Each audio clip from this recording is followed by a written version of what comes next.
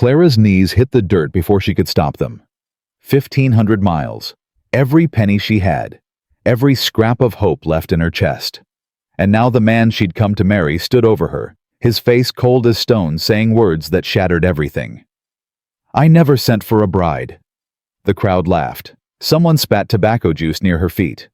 Then a small voice cut through the cruelty, a boy barely 5 years old, pushing past grown men to reach her. "I wrote that letter, Papa. Please, I prayed for her to come." Subscribe now and follow Clara's journey to the end. Comment below, tell me which city you're watching from. I want to see how far this story travels. Silver Creek, Arizona Territory, summer of 1887. The train screeched to a stop, metal on metal, a sound like screaming. Clara Josephine Mercer pressed her hand against her chest, feeling the letter beneath her dress. The paper had gone soft from weeks of touching. The words were burned into her memory. "Come west. I need a wife. My son needs a mother. I ain't much for pretty words, but I'm honest and I work hard. If that's enough, write back." It had been enough. She had sold her mother's ring to buy the ticket. She had left Philadelphia in the dark before anyone could stop her, before Theodore could find her again. Now she was here. Clara stood. Her legs trembled, but she forced them steady. The conductor gave her a pitying look as she passed. "Good luck, miss. You're gonna need it." She didn't answer. She stepped off the train and into hell. The sun hit her like a fist. The air tasted like dust and horse sweat. Men lined the platform, dirty, loud, already staring. "Well, I'll be damned!" A thick voice cut through the noise. "Another mail-order bride." Clara turned. The man was big, red-faced. A gold tooth caught the light when he grinned. "What's the matter, sweetheart? Your husband ain't here to fetch you." He elbowed the man beside him. Maybe he took one look at her picture and changed his mind. Laughter erupted, crude, sharp. Clara's stomach twisted, but her face stayed still. She had learned long ago how to hide what she felt. "I'm looking for Elijah Callahan." The laughter stopped. The red-faced man's grin faded. He exchanged a look with his companion. "Callahan. You came all the way out here for Callahan." "That's right." "Lady Eli Callahan ain't talked to a woman since his wife died. You sure you got the right name?" Before Clara could answer, the crowd shifted. Men stepped aside, making a path. He came through slow, tall, shoulders broad enough to block the sun. His face was hard, not cruel, but closed, like a door that had been locked for years. His eyes found hers, dark brown, deep-set, empty of everything except exhaustion. "I'm Elijah Callahan." Clara's heart slammed against her ribs. "Mr. Callahan, I'm Clara Mercer. I received your letter. I'm here to—" "I didn't send any letter." The words hit her like a slap. "I don't know what you're holding," he said, "but I didn't write it. I didn't send for you, and I don't want a wife." Clara felt the ground tilt. The faces around her blurred. 1,500 miles. Her mother's ring. Everything she had left. "You're lying." The words came out before she could stop them. "This is your name. Your address. Your— Lady, I don't know you." His voice was flat, final. "Go back where you came from." The red-faced man let out a whoop. "There it is. Told you, sweetheart. Wrong man, wrong town, wrong—" "Papa." Every head turned. A boy emerged from behind a water barrel. Small, dark curly hair, eyes too big for his face. He walked straight past the laughing men, past his father's outstretched hand, past everyone, until he stood directly in front of Clara. Then he reached up and took her hand. "You came," he whispered. "You really came." Eli's face went white. "Sammy, what did you do?" The boy didn't flinch. He turned to face his father, his small body, squared chin lifted. "I wrote the letter, Papa. I found the paper in your desk. The one with all the ladies' pictures and letters. I picked Miss Clara because she said she likes to read stories out loud, and she ain't scared of hard work." His voice cracked. "You've been so sad, Papa. I thought maybe she could help. Silence. Complete crushing silence. Clara looked down at the boy. His hand was shaking in hers, but he didn't let go. Sammy. Eli's voice was barely a whisper. You're 5 years old. You can't just... I'm almost 6, and I can read just fine. Mama taught me. Sammy's eyes filled with tears, but he blinked them back. I hear you crying at night, Papa, when you think I'm sleeping. I hear you. Something broke in Eli's face. Clara saw it, a crack in the stone. The red-faced man snorted. Well, ain't this a mess? Kid orders a mail-order bride like she's a new pair of boots. Shut your mouth, Briggs. Eli's voice cut like a knife.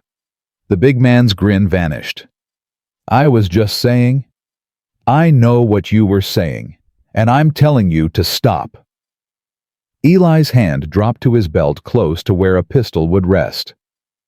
This ain't your business. None of it. Briggs held up his hands, but his eyes went cold. Sure, Callahan? Sure. No offense meant. He stepped back, but he didn't leave. He watched, waited. Clara filed that away. She had known men like Briggs before. They didn't forget. They didn't forgive. Eli turned back to her. His jaw was tight. His hands were fists.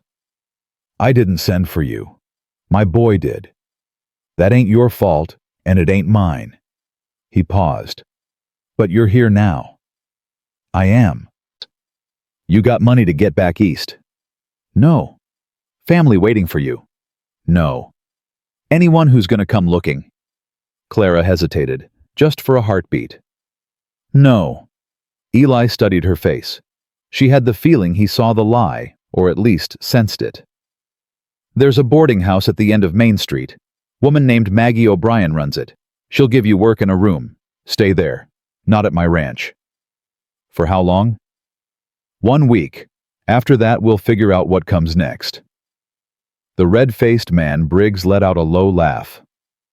1 week, Callahan, you're softer than I thought. Taking in strays now. Eli didn't look at him, but when he spoke, his voice carried across the whole platform. This woman came here in good faith. She answered a letter. She spent every dime she had to get here. He paused. That deserves respect. Anyone who disagrees can take it up with me. Nobody moved. Nobody spoke. Sammy squeezed Clara's hand. You're staying. She looked down at him, at his hopeful eyes, at his trembling lip. I'm staying. Maggie O'Brien was 53 years old, 5 feet tall, and meaner than a rattlesnake with a toothache. You're the mail-order bride. Clara stood on the boarding house porch, her carpetbag heavy in her hand. Word travels fast. Honey, in Silver Creek, word travels before you even open your mouth. Maggie looked her up and down. You got money? No, ma'am. Can you cook? Yes, ma'am. Can you keep secrets? Clara met her eyes. I've kept plenty. Something flickered across Maggie's face. Approval, maybe. Or recognition. Come inside. You look like you're about to fall over. The boarding house was plain, but clean. Wooden floors. A narrow staircase. The smell of coffee and bacon grease. Maggie led her to a small room on the second floor. A bed, a washstand, a window overlooking the street. 5 in the morning, you're in my kitchen. You work breakfast and supper. In between, you can do as you please, long as it don't bring trouble to my door. Thank you, Mrs. O'Brien. Maggie. Mrs. O'Brien was my mother-in-law, and I hated that woman. She paused in the doorway. One more thing. Yes? That man at the station, the big one with the red face, Harlan Briggs. Clara nodded. I remember him. Stay away from him. He owns half the land around here and wants the other half. Eli's ranch sits right in the middle of what he's trying to build. Briggs has been trying to run him off for years. What's that got to do with me? Maggie's eyes hardened. Everything. You're connected to Eli now, whether you like it or not. That makes you a target. Briggs will use you if he can. Hurt you if he has to. She paused. "Watch your back, Clara Mercer. This town ain't kind to women alone." She left. The door clicked shut. Clara sat on the edge of the bed. Her hands were shaking now, the shaking she had held back all day. She pulled the letter from her pocket, read it again. The uneven handwriting, the simple words. A 5-year-old boy had written this. A child who heard his father crying at night and decided to fix it. Clara pressed the letter to her chest and let herself cry. Just for a minute, just enough to let the pressure out. Then she wiped her face, straightened her shoulders, and started unpacking. 3 days passed. Clara worked. Kitchen at 5, scrubbing pots by 6, serving breakfast to miners and ranch hands who stared at her like she was something strange. She kept her head down. She spoke only when spoken to. She learned the rhythms of the town. On the second night, a woman approached her in the kitchen. "You're the mail-order bride." Clara looked up from the dishes. The woman was young, maybe 25. Pretty in a hard way. Her dress was too tight. Her eyes were too tired. "That's what they call me. I'm Ruby. I work at the saloon." She leaned against the counter. "The other girls are taking bets on how long you last."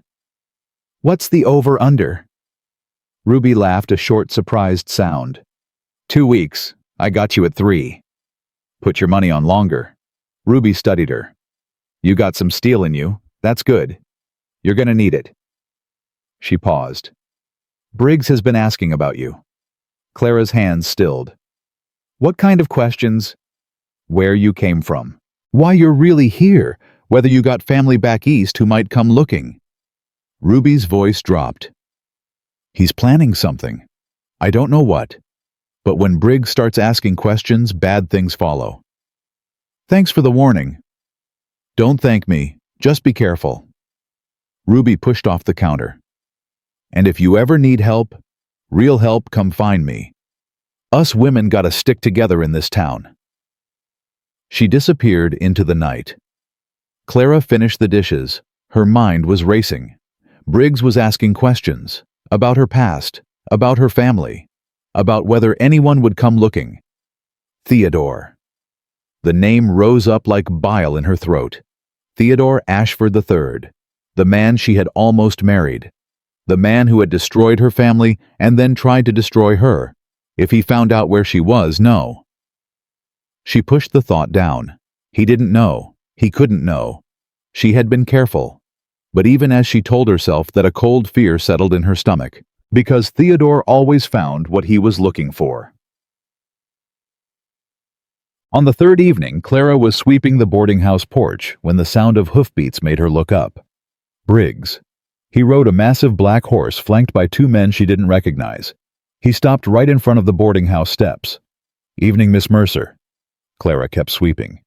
"Mr. Briggs? I was hoping we might have a word, just the 2 of us. I'm working."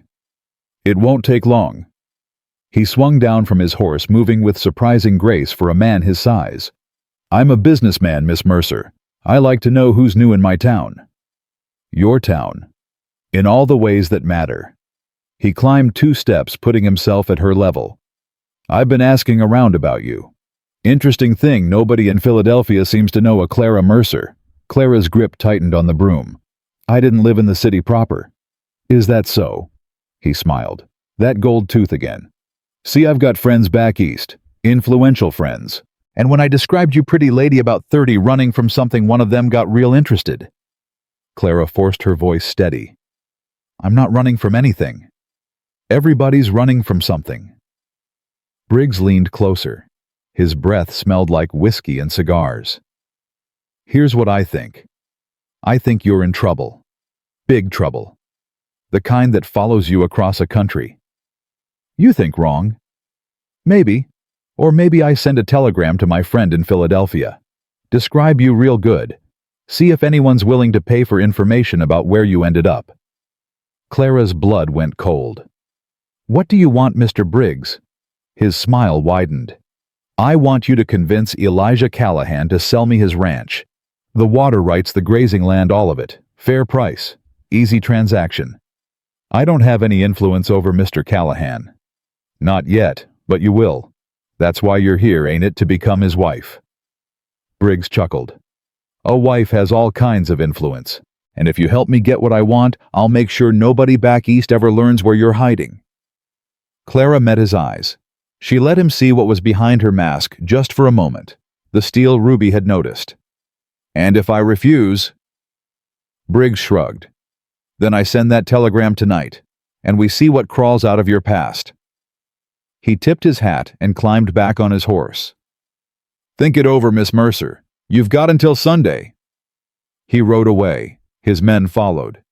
Clara stood frozen on the porch, the broom clutched in her white-knuckled hands. Sunday. 4 days. 4 days before Briggs destroyed everything. That night Clara couldn't sleep. She sat by the window watching the street below. The saloon was loud with music and laughter. The sheriff's office was dark. Nobody was coming to save her. Nobody ever had. She thought about running, taking what little she had and disappearing again. She had done it before. She could do it again. But then she thought about Sammy, his small hand in hers, his trembling voice. I prayed for her to come. A knock at the door made her jump. She crossed the room carefully, silently. Who's there? Sammy. Clara opened the door. The boy stood in the hallway barefoot in a nightshirt too big for him. Sammy. What are you doing here? It's the middle of the night. Does your father know? Papa's hurt. Clara's heart stopped. What? He was fixing the fence and the post fell on him. He can't get up. He told me to ride to town and get the doctor, but I saw your light and I didn't know where the doctor lives and... His voice cracked. Tears spilled down his cheeks. Please, Miss Clara, please help. Clara didn't hesitate. She grabbed her shawl and took his hand. Show me. The ride took 20 minutes. Clara held Sammy tight against her chest, the horse pounding through the darkness. Stars wheeled overhead. Coyotes howled in the distance. The ranch house was dark, except for a lantern burning in the barn. Clara slid off the horse before it fully stopped. Stay here. But... Stay here, Sammy. She ran. The barn door was open. She followed the light and found Eli on the ground. A fence post thick as a man's thigh lay across his leg. His face was gray with pain. Blood seeped from a gash on his forehead. Callahan? His eyes snapped open. What the hell, who? It's Clara Mercer. Sammy came to get me. I told him to get the doctor. The doctor wasn't there. I was. She dropped to her knees beside him. How bad is it? Can't move my leg. Might be broken. Clara studied the post. Too heavy to lift straight. But there a pitchfork leaning against the wall. I'm going to use leverage. When I lift you, pull your leg out. Can you do that? Lady, you can't. Can you do it or not? He stared at her. Then he nodded. Clara grabbed the pitchfork. She wedged the handle under the post, braced the tines against a feed barrel, and pushed down with everything she had. The post lifted. 2 inches. 3. Eli groaned and dragged his leg free. The post crashed down. Clara collapsed against the barrel, gasping. Her palms were torn and bleeding. Her arms felt like they'd been ripped from their sockets. You did it. Eli's voice was hoarse with disbelief. You actually did it. Your leg. Can you move it? He tried, winced. It ain't broken. Bruised to hell, but not broken. Thank God. Sammy appeared in the doorway. His face crumpled with relief when he saw his father sitting up. Papa! He ran and threw himself into Eli's arms. Eli held him tight. His eyes squeezed shut. When he opened them again, they were wet. You did good, son. You found help. You did real good. Sammy looked up at Clara. She came, Papa, just like I knew she would. Eli's gaze found Clara. She sat against the barrel, blood dripping from her palm's hair, falling from its pins. You should have gone for the doctor, he said. Your son needed help now, not in an hour. You're hurt. I'll live. He stared at her for a long moment. Something shifted in his expression. Not warmth, not yet. But the coldness cracked, just a little. Sammy, get the bandages from the house, and the whiskey. The boy ran off. Eli pushed himself up, leaning heavily against a hay bale. He didn't try to stand. Why? He asked. Why what? Why'd you come all this way? The truth. Clara looked at her bleeding hands, at the barn around her, at the stars visible through the open door. Because I had nothing left, she said quietly. My father's dead. My mother's dead. The man I was supposed to marry. She stopped. What about him? He's the reason I ran. He's the reason I answered your son's letter. He's the reason I can't go back. She met his eyes. Is that enough truth for you? Eli was silent for a long time. Briggs came to see me today, he said finally. Offered to buy my land again. Said he had new leverage. Wouldn't say what. Clara's stomach dropped. What did you tell him? Same thing I always tell him. This land belonged to my wife. I'll die before I sell it. He's not going to stop. I know. He threatened me. Said he'd contact people back east. People who... She couldn't finish. Eli's jaw tightened. That's why you're really here, ain't it, running from someone who hurt you? Clara didn't answer. Sammy returned with bandages and a bottle. Eli took Clara's hands gently, more gently than she expected, and began cleaning the wounds. This man back east, he said quietly so Sammy wouldn't hear. He dangerous. Yes. He coming for you. If he finds out where I am. Eli wrapped the bandage around her palm. His hands were rough but careful. Then we won't let him find out. Clara looked up. What? You came here for a new start. My boy brought you here. That means something. He finished the bandage and released her hands. Whatever's chasing you, you don't face it alone. Not anymore. Clara's throat tightened. She didn't trust her voice. Sammy climbed onto the hay bale between them. He leaned against his father's shoulder and looked up at Clara. Are you going to stay Miss Clara for real? She looked at Eli. He didn't smile. His face was still guarded, still closed. But he gave a small nod.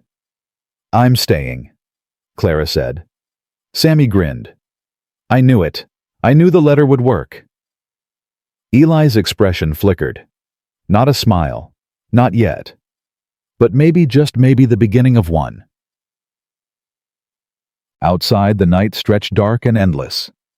Somewhere in the distance, a coyote howled, and 500 miles to the east in a telegram office in Denver, a man in a tailored suit sent a message to Philadelphia. Found her. Silver Creek, Arizona territory. Send instructions. The week was far from over. Briggs was circling like a vulture, and the shadows of Clara's past were already stretching toward Silver Creek. But she wasn't running anymore. This time she would stand and fight. The morning sun found Clara still at the Callahan Ranch. She had fallen asleep in the chair by the fireplace, her bandaged hands folded in her lap. When she opened her eyes, Sammy was staring at her from 3 inches away. You snore, he said. Clara sat up too fast. Pain shot through her arms. I do not. Do too. Like a little bear. He grinned. Papa's making breakfast. He said to let you sleep, but I got bored. Clara looked toward the kitchen. The smell of bacon drifted through the house. She could hear Eli moving around the scrape of a pan, the clink of plates. She stood wincing. Every muscle in her body screamed from last night's effort. Miss Clara? Yes. Are you gonna be my new mama? The question hit her like a punch. Clara knelt down, ignoring the protest of her aching legs. Sammy, I don't know what's going to happen. Your papa and I barely know each other. But you stayed. You helped him. That's what mamas do. That's what anyone decent would do. Sammy shook his head. No. Lots of people ain't decent. I seen it. But you are. He reached out and touched her bandaged hand, gentle as a whisper. "Your hands got hurt saving Papa. That means something." Clara didn't know what to say. She was saved from answering by Eli's voice from the doorway. "Sammy, leave Miss Mercer alone and wash up for breakfast." The boy scampered off. Eli stood there leaning on a makeshift crutch, his injured leg wrapped tight. He looked like hell, pale, unshaven, dark circles under his eyes. But he was standing. That was something. "You should be in bed," Clara said. "I've worked through worse." "That's not something to brag about." Something flickered across his face. Almost a smile. "Almost. Breakfast is ready. You should eat before you head back to town." Clara followed him to the kitchen. The table was set with 3 plates, bacon, eggs, biscuits. Simple fare, but more than she had expected. They ate in silence for a few minutes. Sammy attacked his food like he hadn't eaten in days. Eli ate slowly, watching Clara when he thought she wasn't looking. "Thank you," he said finally, "for last night. I don't say that easy, but I mean it." "You already thanked me. Once ain't enough for what you did." Clara set down her fork. "Then repay me by telling me about Briggs, the real story, not the version everyone whispers about." Eli's jaw tightened. He glanced at Sammy, then back at Clara. "Sammy, go check on the horses." "But I ain't finished." "Now." The boy grabbed a biscuit and ran out. The door banged behind him.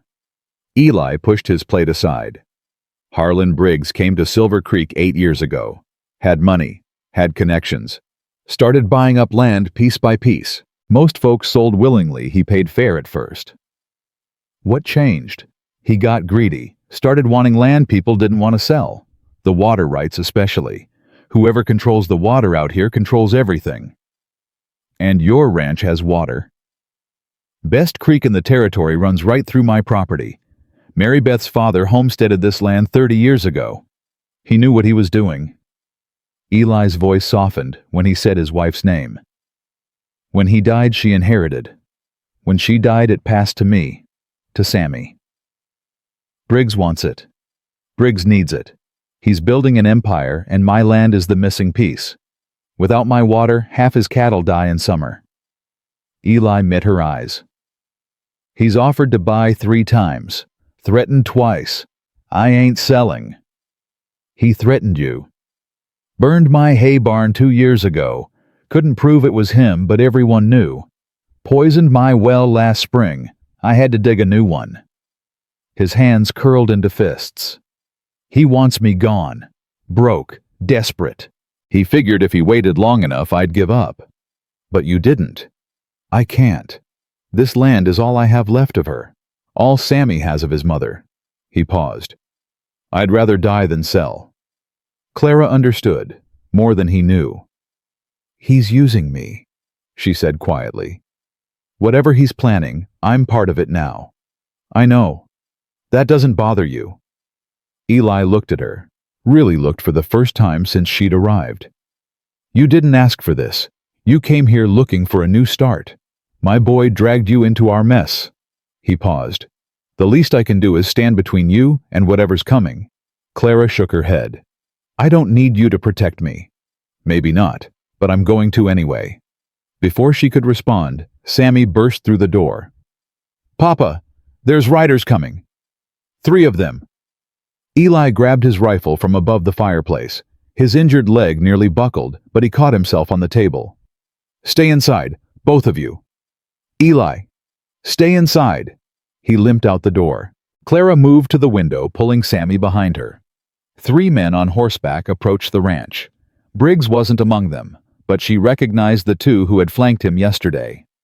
The 3rd was a stranger, thin, rat-faced, wearing a deputy's badge. Eli stood on the porch, rifle in hand. His voice carried across the yard. That's close enough. The deputy held up his hands. Easy, Callahan. This is official business. What kind of business? Got a complaint filed against you. Harlan Briggs says you threatened him yesterday. Says you drew a weapon. That's a damn lie. Maybe so, but I got to investigate. You want to do this civil, or you want to make it difficult? Clara's blood ran cold. This was Briggs's play. Use the law to pressure Eli. Get him arrested, locked up. Leave the ranch unprotected. Leave her unprotected. She moved before she could think, pushed through the door, and stepped onto the porch beside Eli. I was there, she said loudly. At the train station. Mr. Callahan never drew a weapon. He never threatened anyone. The deputy squinted at her. And who might you be? Clara Mercer. I witnessed the entire exchange. Mr. Briggs was the aggressor, not Mr. Callahan. Lady, I don't recall asking for your opinion. You're investigating a complaint. I'm providing testimony. That's how the law works, isn't it? The deputy's face reddened. The two men beside him exchanged glances. The complaint stands, the deputy said. Callahan, you're going to have to come into town and answer questions. On what authority? On the authority of Harlan Briggs, who pays my salary. The deputy caught himself too late. His face went slack. Eli's grip tightened on the rifle. Get off my land. Now listen here. I said, get off my land. You ain't a real lawman. You're Briggs's dog, and I don't answer to dogs. The tension stretched like a wire about to snap. Then one of Briggs's men spoke. Let it go, Earl. This ain't worth getting shot over. The deputy glared, but he turned his horse. This ain't over, Callahan. Briggs is gonna hear about this. Tell him whatever you want. My door's always open. The three men rode off. Clara didn't breathe until they disappeared over the hill. Eli lowered the rifle. His hands were shaking. You shouldn't have done that, he said. Done what? Told the truth. Gotten involved. Now Briggs knows you'll stand with me. That puts a target on your back. There was already a target on my back. At least now I chose where to stand. Eli stared at her. The morning sun caught the lines on his face, the gray at his temples, the exhaustion in his eyes. You're either the bravest woman I ever met, he said slowly, or the craziest. Maybe both. He almost smiled again. Closer this time. I'll take you back to town. Maggie's probably wondering where you are. Clara nodded, but as they walked toward the wagon, she looked back at the ranch house, at the porch where Eli had stood his ground, at the window where Sammy watched with wide eyes. This wasn't just about survival anymore. This was about something worth fighting for. The ride back to town took half an hour. Eli drove the wagon with his injured leg stretched out jaw tight against the pane. Clara sat beside him, her bandaged hands folded in her lap. They didn't speak for the first 10 minutes. The silence wasn't uncomfortable, just heavy with unspoken things. Finally, Eli broke it. What he said, Briggs, about sending word back east. He kept his eyes on the road. Who's waiting for you, Clara? She had known this question was coming. She had dreaded it. His name is Theodore Ashford, the third. She let out a bitter laugh. He always made sure people knew the third, like it mattered. Who is he to you? He was my fiancé, 2 years ago. Eli's hands tightened on the reins. What happened? Clara watched the desert roll past. The scrub brush. The distant mountains. A landscape so different from Philadelphia, it might as well be another planet. He was charming, rich, came from one of the oldest families in the city. When he proposed, I thought my life was finally coming together. She paused. My father worked for his family's bank. A bookkeeper. Nothing important. But my father was honest, too honest. Her voice hardened. He found something in the accounts, money moving where it shouldn't, payments to people who didn't exist. He brought it to Theodore's father. Let me guess. They didn't thank him.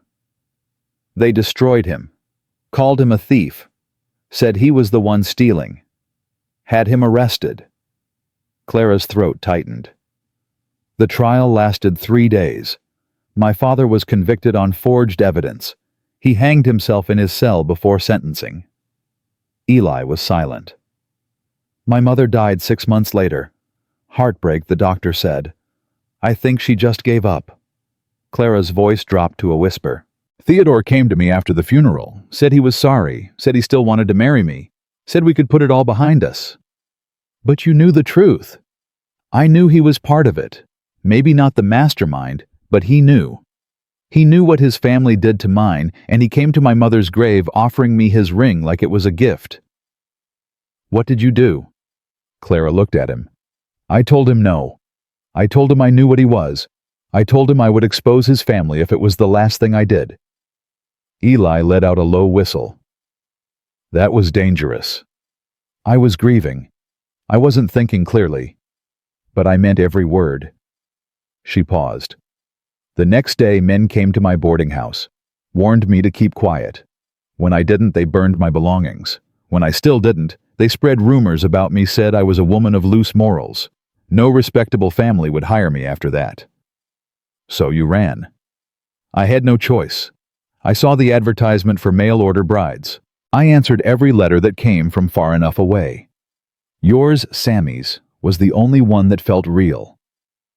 The wagon crested a small hill. Silver Creek spread out below them, dusty and quiet in the morning sun. Theodore won't stop, Clara said. If Briggs contacts him, if he learns where I am, he'll come. Not because he wants me, because he can't stand losing. I'm the only one who knows what his family did. The only one who can still hurt them. Eli pulled the wagon to a stop. He turned to face her, his expression unreadable. Then we don't let him find you. You can't fight someone like Theodore. He has money, power, lawyers. I've got something he doesn't. What? A town full of people who don't give a damn about Philadelphia money. Eli's voice was steady. Briggs is bad, but he's local bad. We know how to handle him. You're Theodore, he's an outsider. He comes here, he plays by our rules. You make it sound simple. It ain't. But nothing worth doing ever is. They looked at each other for a long moment. Something passed between them, not trust, not yet, but the beginning of understanding. Then Eli clicked his tongue, and the wagon started moving again. Maggie was waiting on the boarding house porch when they arrived. Her arms were crossed. Her face was thunderous. 12 hours, she said as Clara climbed down. You've been gone 12 hours. I had half the town convinced you'd been murdered. I'm sorry, Maggie. There was an emergency at the Callahan Ranch. I heard. Whole town heard by now. Maggie's eyes flicked to Eli. You look like death warmed over. Feel like it too. Then go home and rest. I'll take care of her. Eli hesitated. He looked at Clara, then at Maggie, then back at Clara. I'll come by tomorrow. Check on things. Clara nodded. I'll be here. He drove off.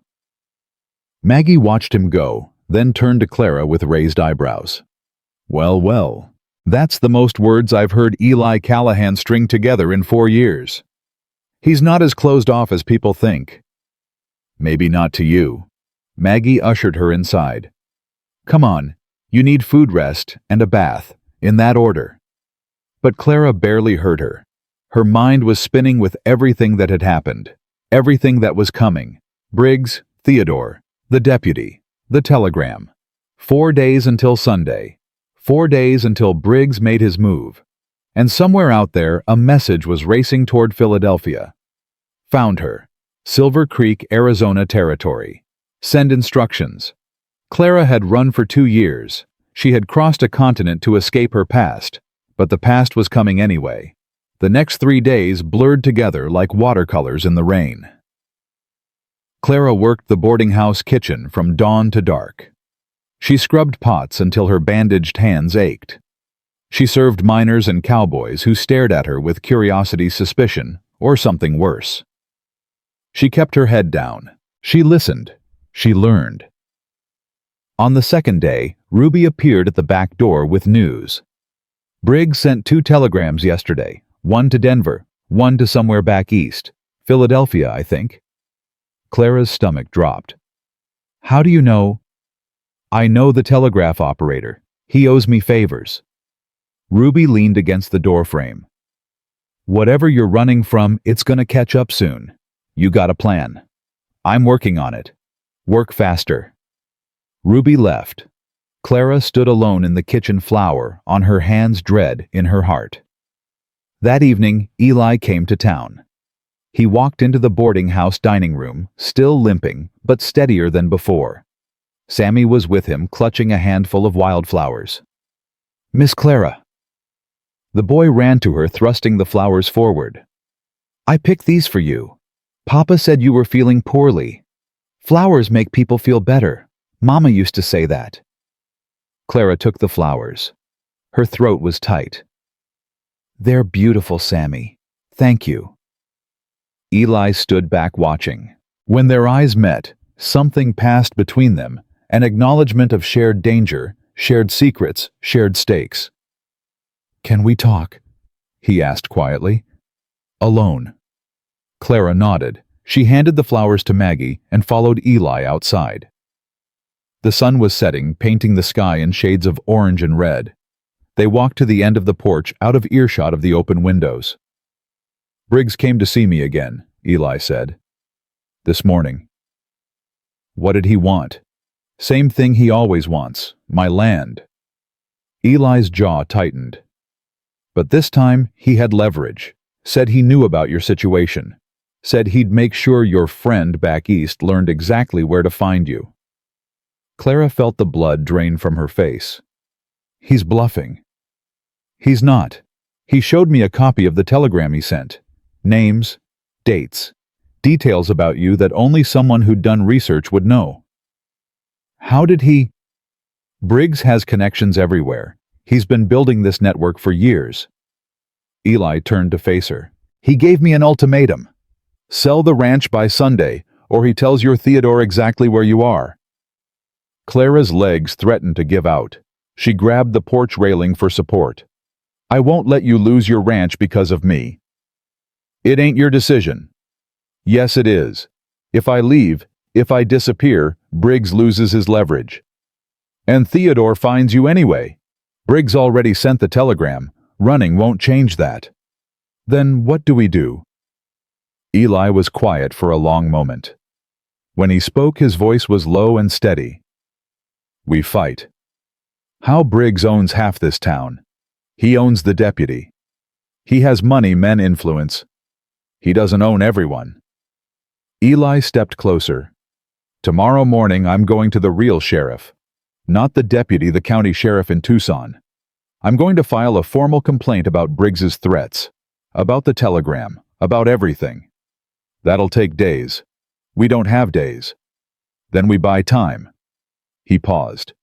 "There's something else. Something I should have told you before." Clara waited. "Briggs's empire isn't as solid as he pretends. He's leveraged, owes money to banks in Denver. If he doesn't expand his cattle operation this year, he goes under."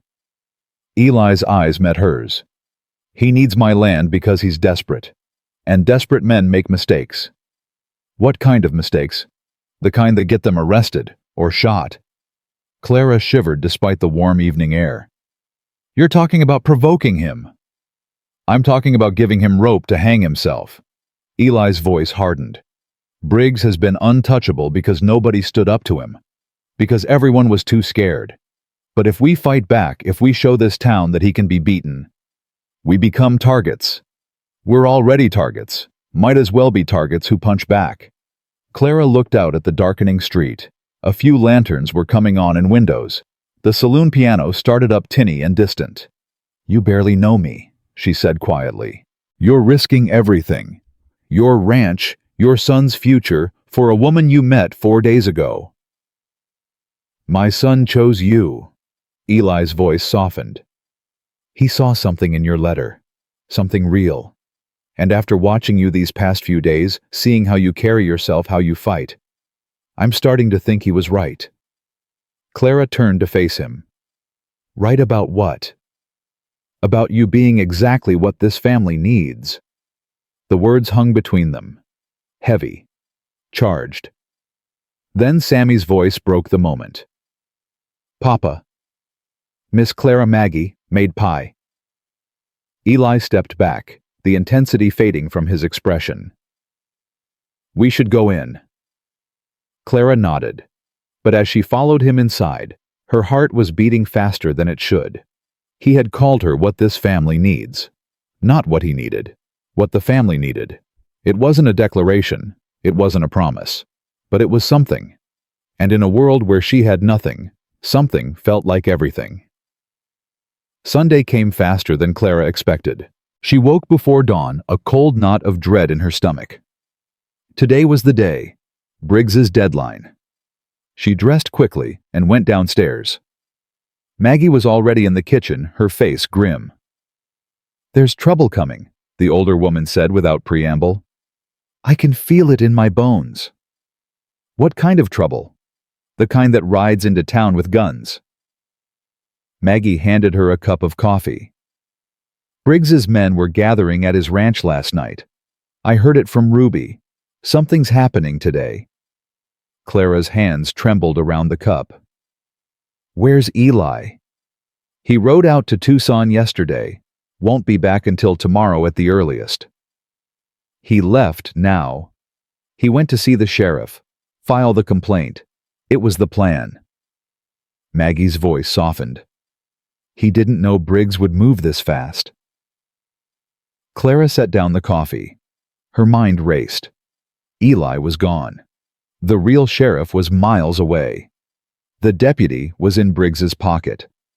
And somewhere a telegram was speeding toward Philadelphia with her location.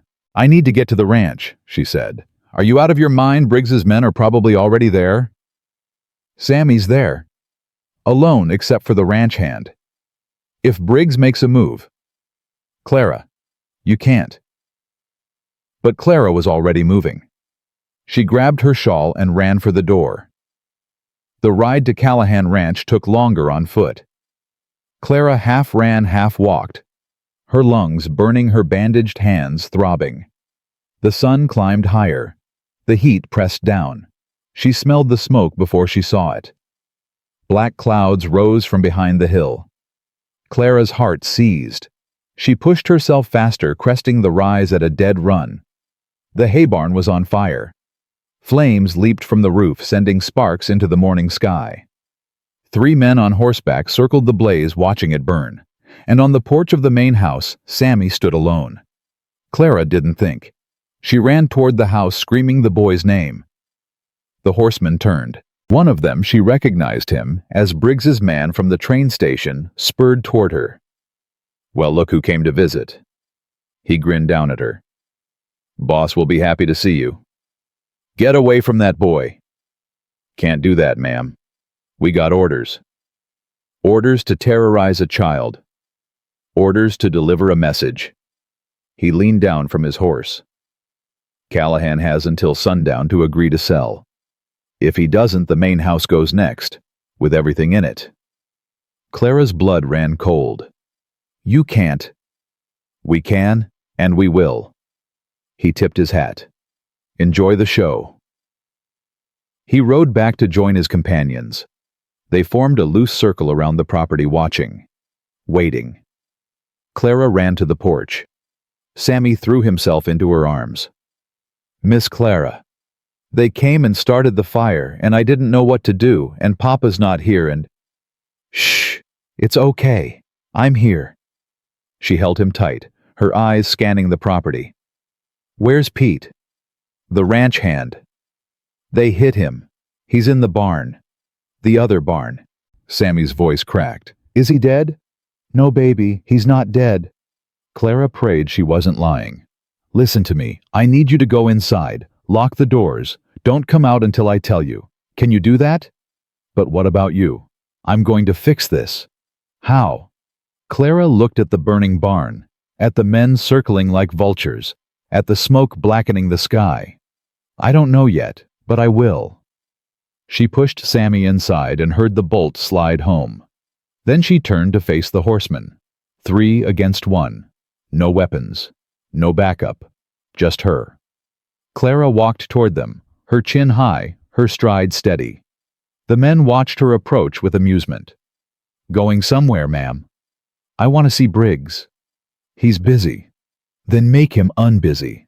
Tell him Clara Mercer wants to talk. She paused. Tell him I'm ready to make a deal. The men exchanged glances. One of them shrugged and rode off toward town. 20 minutes later, Harlan Briggs arrived. He dismounted slowly, savoring the moment. His gold tooth caught the light as he smiled. Miss Mercer, I'm pleased you've come to your senses. I haven't come to anything. I'm here to negotiate. Negotiate? Briggs laughed. You have nothing to negotiate with. I have information about Theodore Ashford, about what his family did, about the evidence I'm carrying. Clara held his gaze. Evidence that could destroy them if it reached the right people. Briggs's smile faltered. What kind of evidence? The kind that's worth more than a cattle ranch in Arizona. Clara took a step closer. Here's my offer. You leave Eli Callahan alone. You stop the threats, the fires, all of it. And in exchange, I'll give you everything I have on the Ashford family. Why would I want? Because Theodore Ashford is richer than you'll ever be, and he'd pay anything to keep his family's secrets buried. You want money? There's more money in blackmailing a Philadelphia dynasty than in stealing land from a widowed rancher. Briggs was silent. She could see him calculating, weighing the options. You're bluffing, he said finally. Am I? Clara reached into her pocket and pulled out a folded paper. She didn't hand it to him, just let him see it. This is a list of every payment the Ashfords made to cover up their crimes. Names, amounts, dates. There's more where this came from. Briggs stared at the paper. His tongue darted across his lips.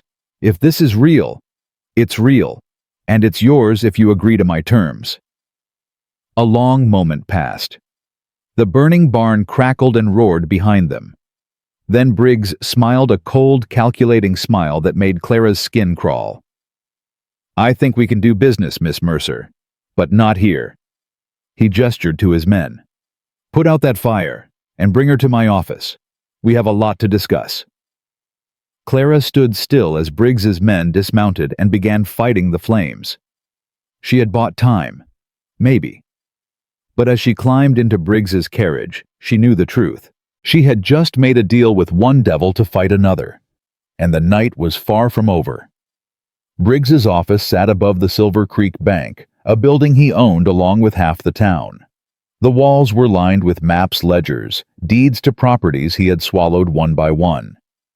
A massive oak desk dominated the center of the room, and behind it hung a portrait of Briggs himself painted to look nobler than he was. Clara sat in a leather chair across from him, her hands folded in her lap, her heart pounding against her ribs. She kept her face calm. She had learned long ago how to wear masks. Briggs poured himself a whiskey and didn't offer her one. Let's be clear about something, Miss Mercer. He swirled the amber liquid in his glass. I don't trust you. Good, I don't trust you either. Then we understand each other. He sat down, the chair creaking under his weight. Now, this evidence you claim to have, I want to see all of it.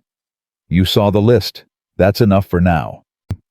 It's not enough for a man in my position. I need to know what I'm buying before I buy it. Clara leaned forward. You're not buying anything. You're making a trade. My evidence for Eli Callahan's freedom. That's the deal. Briggs laughed a low, ugly sound. You think I'm going to let Callahan off the hook just because you wave some papers at me that land is worth a fortune? The water rights alone could fund my operations for decades. And the Ashford fortune could fund them for generations. Maybe. If your evidence is real. If Theodore Ashford actually cares enough to pay. Briggs leaned back. But here's what I'm thinking. Why choose? Why not take both? Clara's blood went cold. That wasn't the deal. Deals change. Briggs's smile widened. Here's my counteroffer. You give me everything you have on the Ashfords. I contact Theodore, arrange a nice little transaction. And Callahan still sells me his ranch at a discount now for all the trouble he's caused. No. No! Briggs raised an eyebrow. Miss Mercer. I don't think you understand your position. You're alone. Callahan is miles away. Nobody in this town is going to help you. You're wrong about that. Am I? He stood walking around the desk until he loomed over her. Let me tell you what's going to happen. You're going to stay right here in this office until I've verified your evidence. Then we're going to send a telegram to Theodore Ashford, letting him know exactly where his runaway bride is hiding. And when he comes, and he will come, I'm going to sell you to the highest bidder. Clara stood so fast her chair scraped against the floor. You can't keep me here. I can do whatever I want. This is my town. Briggs grabbed her arm, his grip bruising. Did you really think you could outplay me, a woman alone running from her past, with nothing but a handful of papers and a prayer? Clara met his eyes. She let him see the fear because it was real, but underneath it something harder. I'm not alone. Callahan? He's not here. He will be. Briggs laughed again. By the time he gets back, it'll be too late. For you, for him, for that brat of his. Clara's vision went red. She moved without thinking, bringing her knee up hard into Briggs's gut. He doubled over, gasping, and she wrenched free from his grip. She ran. The door was locked. She spun, looking for another way out, but Briggs was already straightening up, his face twisted with rage. You're going to regret that. He lunged at her. Clara grabbed the first thing she could reach, a heavy brass paperweight, and swung it at his head. It connected with a sickening crack. Briggs staggered, blood streaming from his temple. Help! Clara screamed, pounding on the door. Someone help! Footsteps thundered on the stairs. The door burst open. But it wasn't Briggs's men. It was Maggie O'Brien, Ruby behind her, and behind them, a crowd of women from the boarding house and the saloon. Step away from her, Briggs. Maggie's voice was ice. She held a shotgun leveled at his chest. Briggs stared at the women filling his doorway. Blood dripped down his face. You can't, this is your town. Maggie cocked the shotgun. Not anymore. We've been putting up with your bullying for years. Watching you squeeze honest folks out of their homes. Watching you threaten and burn and steal. She stepped closer. It ends tonight. You're making a mistake. The only mistake I made was waiting this long. Ruby pushed past Maggie and took Clara's arm. Are you hurt? No, I'm okay. Clara's hands were shaking, but her voice was steady. How did you know? I saw Briggs's men bring you here, told Maggie. She gathered the troops. Ruby grinned fiercely. Turns out a lot of women in this town were just waiting for someone to stand up first. Briggs stumbled back against his desk. You'll pay for this, all of you. I have connections. Your connections don't mean much when you're bleeding on your own floor. Maggie kept the shotgun trained on him. Clara, get out of here. Go back to the ranch. Make sure Sammy's safe. But, go. We'll handle this. Clara hesitated.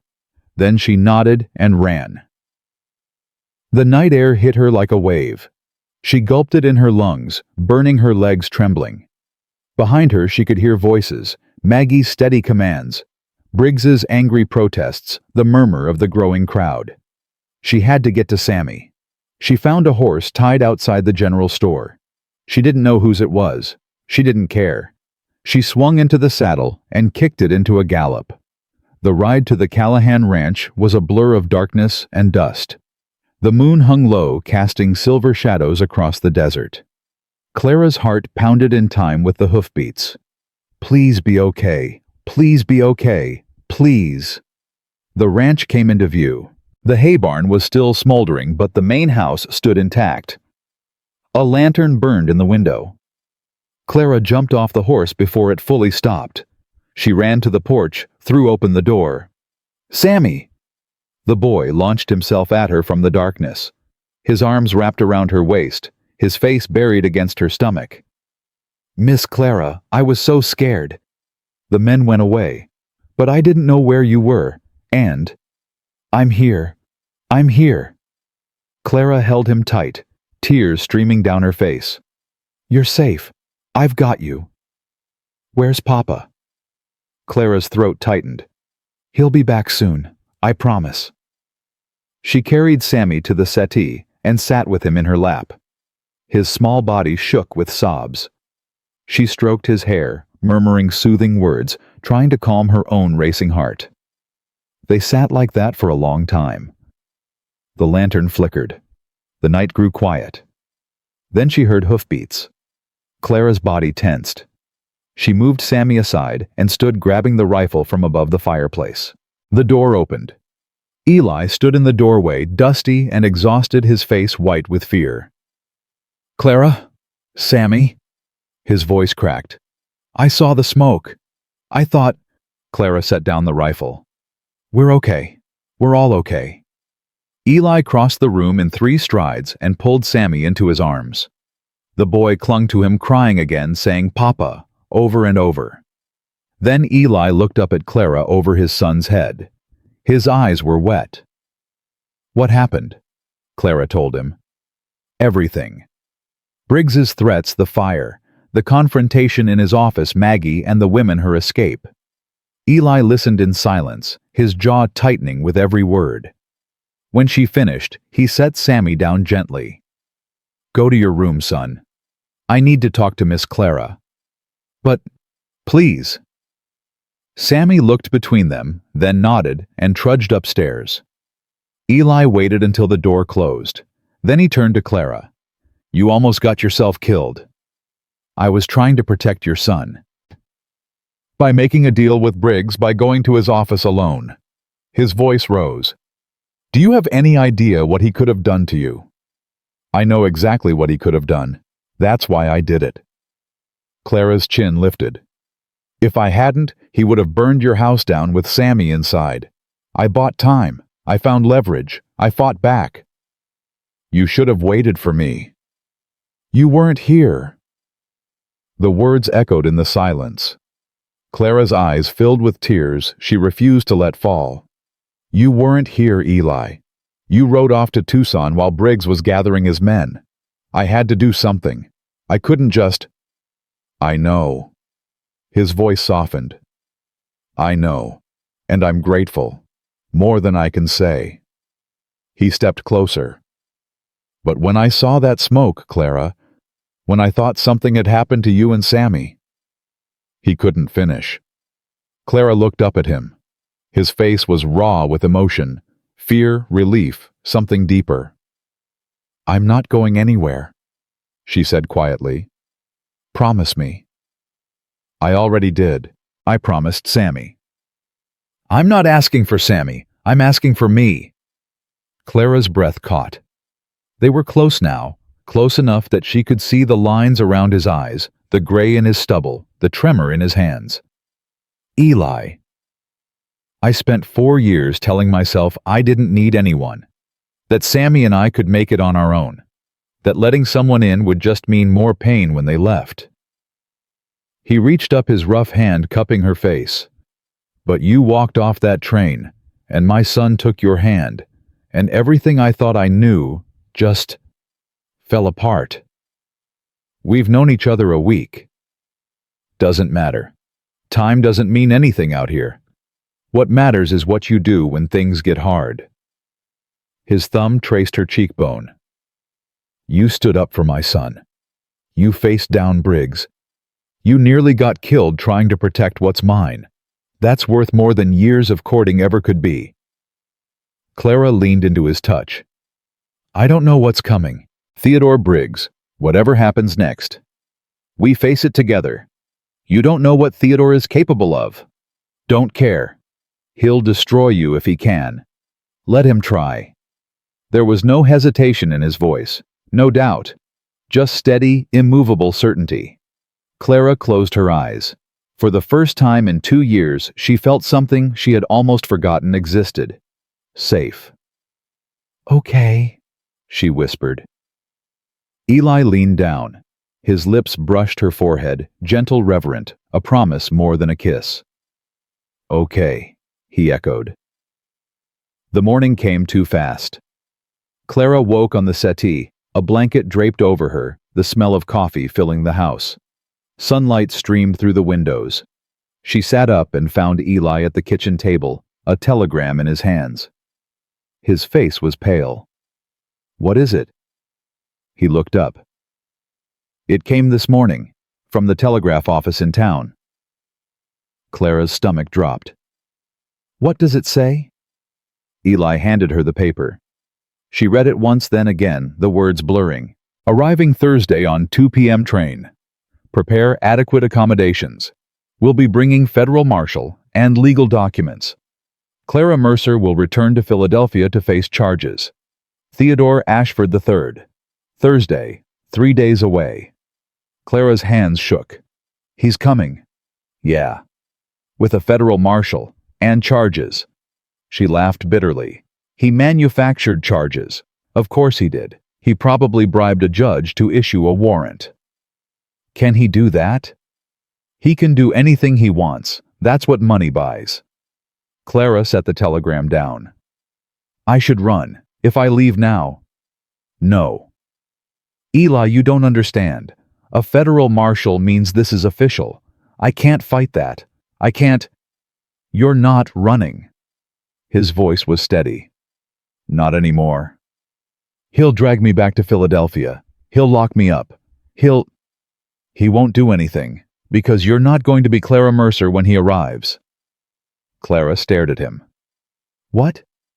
Eli stood. He crossed to where she sat and knelt in front of her, taking her hands in his. "Marry me." The words hung in the air. "What?" "Marry me. Today. Pastor Williams can do it right now this morning. By the time Theodore gets here, you'll be Clara Callahan, my wife, under my protection." "That's Eli, that's crazy." "Maybe, but it's also smart." His grip tightened on her hands. "A married woman can't be compelled to leave her husband. Whatever charges Theodore's cooked up, they can't drag a wife away from her home without a fight. It'll buy time. Time for the county sheriff to get here. Time for Maggie's women to spread the word.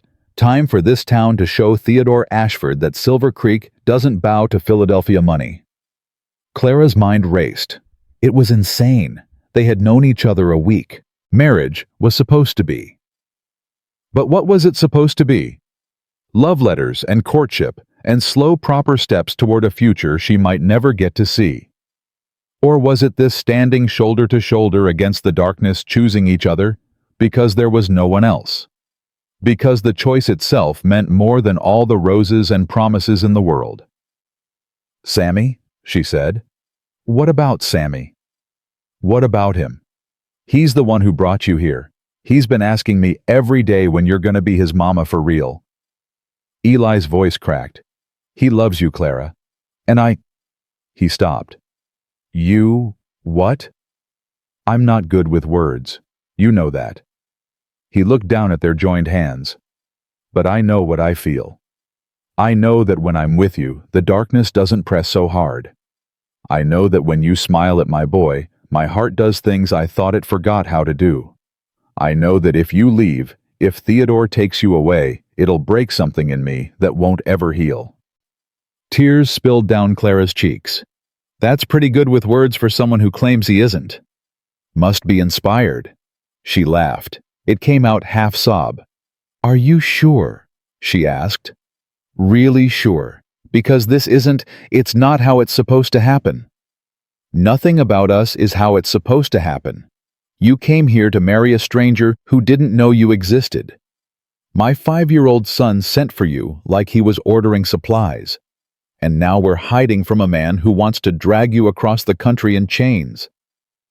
Eli's eyes met hers. "I don't care about supposed to. I care about right. And this, you and me and Sammy, feels right." Clara looked at him. At his weathered face, his steady eyes, his hands strong and calloused and gentle all at once. She had spent 2 years running. Running from Theodore, from Philadelphia, from her own past. Maybe it was time to stop. "Okay." Eli blinked. "Okay. I'll marry you." She squeezed his hands. Today. Right now. Before I come to my senses and realize how crazy this is. A smile broke across his face, the first real smile she had ever seen from him. It transformed him, made him look younger, lighter, like the man he might have been before grief had carved its lines. "Sammy," he called. "Get down here." Footsteps thundered on the stairs. The boy burst into the room still in his nightshirt. "What? What's wrong?" "Nothing's wrong." Eli stood and pulled Clara to her feet beside him. "Miss Clara and I are getting married. This morning. You want to come?" Sammy's face went through about 6 expressions in 2 seconds. Then he let out a whoop and launched himself at both of them, his arms somehow wrapping around them both. "I knew it!" he shouted. "I knew the letter would work. I knew it!" Clara laughed, holding the boy close, feeling Eli's arm around her shoulders. For one perfect moment, everything was right. The wedding took place in Pastor Williams's small church, with Maggie as witness, and Ruby throwing wildflowers she'd gathered from behind the saloon. Sammy stood beside his father, holding the simple gold band that had belonged to Eli's mother. The ceremony was short. Simple words, said quietly, sealed with a kiss that felt like a promise. When they walked out into the sunlight, Clara was no longer Clara Mercer. She was Clara Callahan. The news spread through Silver Creek like wildfire. By noon, half the town knew.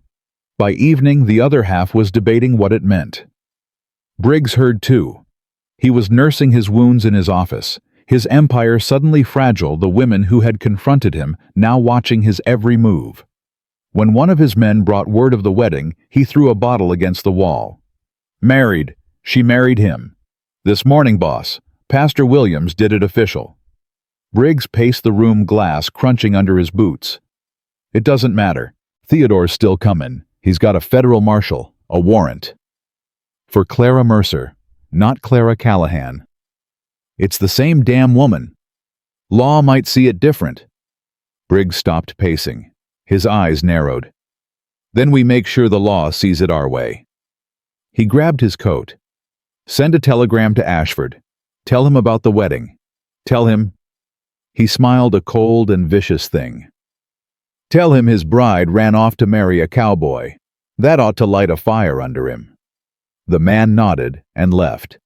Briggs stood alone in his ruined office, staring at the maps on his wall, at the creek that ran through Callahan land, at everything he had worked for. "You think a ring is going to save you, Clara?" he muttered. "Theodore Ashford doesn't take no for an answer, and neither do I." He reached for another bottle. The game wasn't over yet. At the Callahan ranch, the night fell soft and quiet. Sammy was asleep upstairs, worn out from the excitement of the day. The fire crackled in the hearth. Clara stood at the window, watching the stars appear one by one. Eli came up behind her, his hands settling on her shoulders. Having second thoughts. No. She leaned back against him. Just thinking about what comes next. Theodore. He's going to be furious.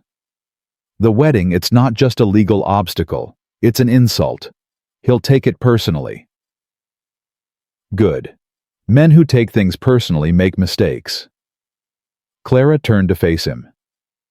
"You're not scared." "I'm terrified," Eli said honestly. "But not of Theodore. I'm scared of losing this. Losing you. Losing what we're building." He tucked a strand of hair behind her ear. "I spent 4 years being scared of loss. It's time I started being scared of something else." "What's that?" "Not living, not trying, letting fear make all my choices." His hand cupped her face. "You taught me that. In 1 week you taught me more than I learned in 4 years of grieving." Clara rose on her toes and kissed him. Soft, slow, a beginning rather than an end. When they parted, she smiled. "Whatever comes Thursday," she said, "we face it together." Together. Eli agreed. Outside, the coyotes sang to the moon. The desert wind whispered across the land. And somewhere far to the east, a train was already being prepared, carrying a man who had never been told no in his life. Theodore Ashford III was coming, and he was bringing hell with him. Thursday came wrapped in heat and silence, the kind of silence that settles before a storm, when even the wind holds its breath. Clara woke at dawn, but Eli was already gone from their bed. She found him on the porch, coffee in hand, staring at the road that led to town. "Couldn't sleep?" she asked. "Haven't slept right in 3 days." He didn't turn around. "Train gets in at 2. We should be there." "You want to meet him?" "I want him to see us together. Want him to know right from the start that you're not alone." Eli finally looked at her. "Unless you'd rather stay here." "No." Clara moved to stand beside him. "I'm done hiding. If Theodore wants me, he can say it to my face. In front of everyone." Eli nodded. Something like pride flickered in his eyes. "Sammy's still asleep," he said. "I asked Maggie to take him for the day. Didn't want him anywhere near this."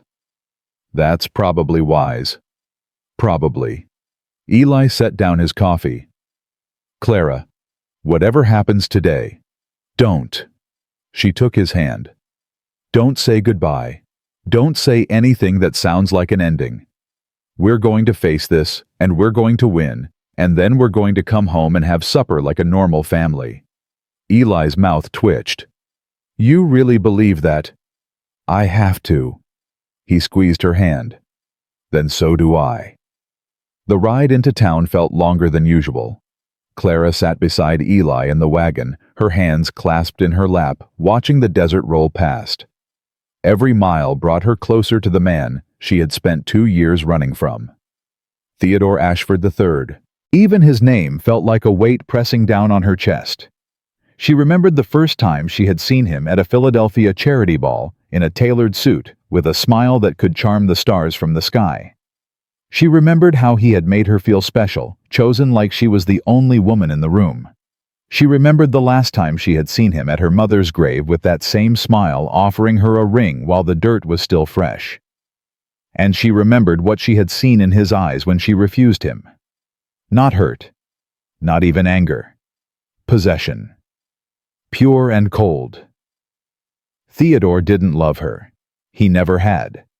She was a thing to him, a possession that had slipped through his fingers. And Theodore Ashford didn't lose his possessions. "You're shaking," Eli said quietly. Clara looked down. Her hands were trembling. "I'm scared," she admitted. "Good. Means you're paying attention." Eli's voice was steady. "But remember, he's the one who's out of place here. This is our territory, our town, our rules. He's got a federal marshal. And we've got something better." "What's that?" Eli nodded toward the approaching town. "That." Clara looked up and felt her breath catch. The streets of Silver Creek were lined with people. Not just Maggie and Ruby and the saloon women, everyone. Miners and ranch hands and shopkeepers. Mothers with babies on their hips. Old men leaning on canes. Even the children had come watching with wide eyes from porches and storefronts. And as Eli's wagon rolled down Main Street, they began to move. Falling in behind. Walking toward the train station as one. Clara's eyes filled with tears. "I don't understand." Word got out about why Theodore's coming. About what he did to your family. Eli helped her down from the wagon. "Turns out folks don't take kindly to rich men from back east who destroy innocent people and then come hunting for the survivors. But they barely know me." "They know enough." Maggie appeared at her side, shotgun resting on her shoulder. "You stood up for Eli. You protected his boy. You faced down Briggs when any sane woman would have run." She smiled grimly. "That makes you one of us." The crowd continued to grow as they approached the station. Clara saw Ruby near the front, Pastor Williams beside her. The sheriff, the real sheriff, finally arrived from Tucson, stood near the platform, his badge catching the sun. And then she heard it. The train whistle. Distant but unmistakable. Her heart slammed against her ribs. Eli's hand found hers and held tight. "Remember," he said, "you're not Clara Mercer anymore. You're Clara Callahan, my wife. And no one, not Theodore Ashford, not a federal marshal, not God himself, is taking you from me." The train appeared on the horizon, a dark shape growing larger, trailing smoke like a dragon's breath. The whistle screamed again, closer now. Clara watched it come, her past hurtling toward her at 60 miles an hour. She didn't run. The train screeched to a stop in a cloud of steam and noise. For a long moment, nothing happened. The crowd waited. Clara waited. Then the door of the first-class car opened. Theodore Ashford III stepped onto the platform. He looked exactly as she remembered. Tall, immaculately dressed golden hair swept back from a face that belonged on a Roman coin. His suit was worth more than most people in Silver Creek earned in a year. His shoes had never known dust. He scanned the crowd with mild disdain, the way a man might regard insects. Then his eyes found Clara, and he smiled. "My dear." His voice carried across the platform, smooth as silk and twice as cold. "You've led me on quite a chase." Clara didn't answer. She felt Eli tense beside her. A second man descended from the train, older, harder, with a federal marshal's star pinned to his coat. He looked uncomfortable, out of place among the weathered faces of the West. "I'm looking for Clara Mercer," the marshal said, his voice carrying with practiced authority. "I have a warrant for her arrest issued by a federal judge in Philadelphia." "There's no one here by that name," Eli said. Theodore's smile flickered. "Don't play games, cowboy. I can see her standing right next to you." "You can see Clara Callahan, my wife." Eli stepped forward. "We were married 3 days ago. Pastor Williams performed the ceremony. Maggie O'Brien was the witness. It's all official and legal." The marshal frowned. "Married. That's right." Theodore's face went still. The charm vanished, replaced by something reptilian. "That's not possible. She was engaged to me." "Engagements ain't marriages," Eli said. "And she broke that engagement 2 years ago. She's free to marry whoever she chooses." "She's a criminal. The warrant is for Clara Mercer. Show me where it says Clara Callahan." The marshal pulled a document from his coat and examined it. His frown deepened. "He's right," he said to Theodore. "The warrant specifies Clara Mercer. If she's legally married under a different name, then issue a new warrant," Theodore snapped. "She's the same woman. Changing her name doesn't change what she did." "And what exactly did she do?" The voice came from behind Clara. She turned to see Sheriff Marcus Webb stepping forward, his hand resting on his pistol. "I'd like to hear the charges." Theodore's jaw tightened. "That's a matter for the federal courts. This is my territory. Any arrest that happens here goes through me." The sheriff crossed his arms. "So I'll ask again. What are the charges? Theft, fraud, conspiracy. Against who?" "The Ashford Banking Company. She stole documents, sensitive financial records." "Is that so?" Sheriff Webb looked at Clara. "Ma'am, you want to respond to that?" Clara stepped forward. Her voice was steady, steadier than she felt. "The documents I took are evidence of crimes committed by the Ashford family. Embezzlement, fraud, bribery of public officials. My father discovered the truth, and they destroyed him for it. They forged evidence to have him convicted. He died in prison before sentencing." She paused. "Everything I took proves what they did. That's why Theodore is so desperate to get me back. Not because I'm a criminal, because I'm a witness." A murmur ran through the crowd. Theodore's face flushed. "She's lying. She's a hysterical woman who can't accept—" "I have the documents," Clara continued. "Bank records, payment logs, letters between Theodore's father and the judge who convicted mine. It's all dated, signed, and verifiable." "Forgeries," Theodore spat. "She fabricated everything." "Then let a court decide." Sheriff Webb stepped between Theodore and Clara. A real court. Not one bought and paid for by Philadelphia money. The federal marshal shifted uncomfortably. I have a warrant. I'm obligated to— You're obligated to follow the law, the sheriff said. And the law says a married woman can't be compelled to leave her husband without due process. If Mr. Ashford wants to pursue charges against Mrs. Callahan, he can file them here in Arizona territory. We'll have a proper hearing with a proper judge and let the evidence speak for itself. That's not acceptable, Theodore said. I demand— You're not in a position to demand anything. Eli stepped up beside the sheriff. You came here thinking you could wave your money around and everyone would fall in line. That might work in Philadelphia. It doesn't work here. Theodore's eyes went to Eli. Cold. Calculating. You're the rancher. The one who married her. That's right. Did she tell you about us? About what we were to each other? She told me everything. Everything. Theodore laughed a short, ugly sound. Did she tell you how she used to look at me? How she begged me to marry her? How she cried when I— She told me how you destroyed her family. Eli's voice was ice. She told me how you stood at her mother's grave and offered her a ring like you were doing her a favor. She told me how you tried to ruin her when she refused you. He stepped closer to Theodore, close enough to see the sweat beading on the other man's forehead.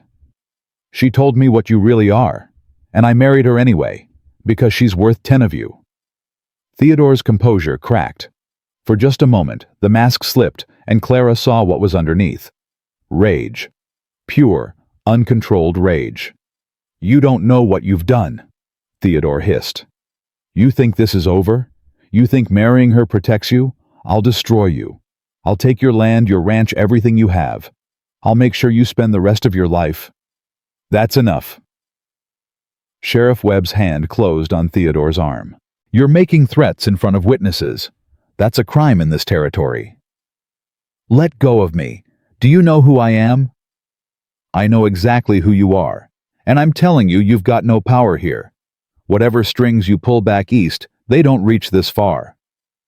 The sheriff released him. You've got two choices. File your charges through proper channels and wait for a hearing like everyone else. Or get back on that train and go home. Theodore looked around at the crowd, at the hard faces, the crossed arms, the hands resting on weapons.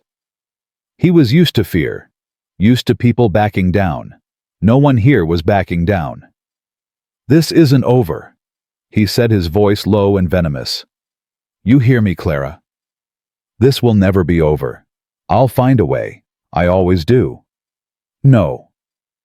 Clara stepped forward, Eli beside her. You won't. Because I'm not running anymore. I'm not hiding. I have a home now, a family. People who will stand with me. She met his eyes. You can't touch me, Theodore. Not anymore.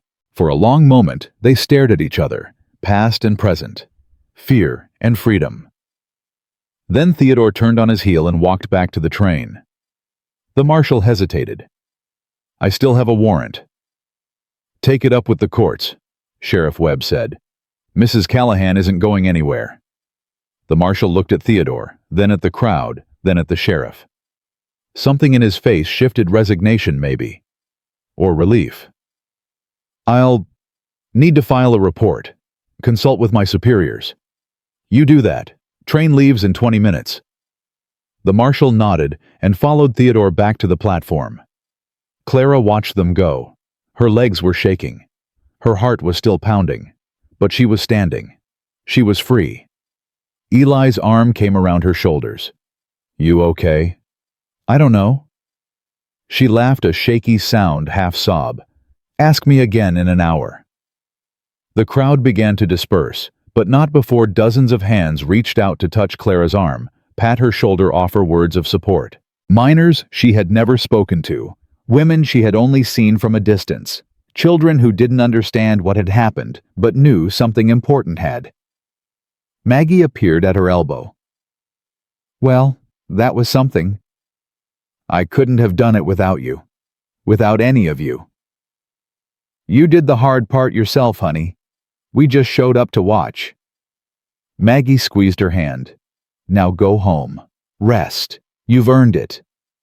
Clara nodded, but she didn't move. She watched the train waiting. 20 minutes later, the whistle sounded. The engine roared to life. And slowly, agonizingly slowly, the train began to pull away from the station. Clara saw Theodore at the window of the first-class car. His face was a mask of fury. She raised her hand and waved. The train disappeared around the bend, and Theodore Ashford III disappeared with it. Clara let out a breath she felt like she had been holding for 2 years. "It's over," she whispered. "Not quite." Eli turned her to face him. "Briggs is still out of there, and Theodore might be gone, but he's not beaten. Men like that don't give up easy." "I know. There'll be more fights, more trouble, more days when you wonder if any of this was worth it." Clara reached up and touched his face. "It's already worth it." Eli's expression softened. He pulled her close, wrapping his arms around her in full view of whoever was still watching. "Let's go home," he said.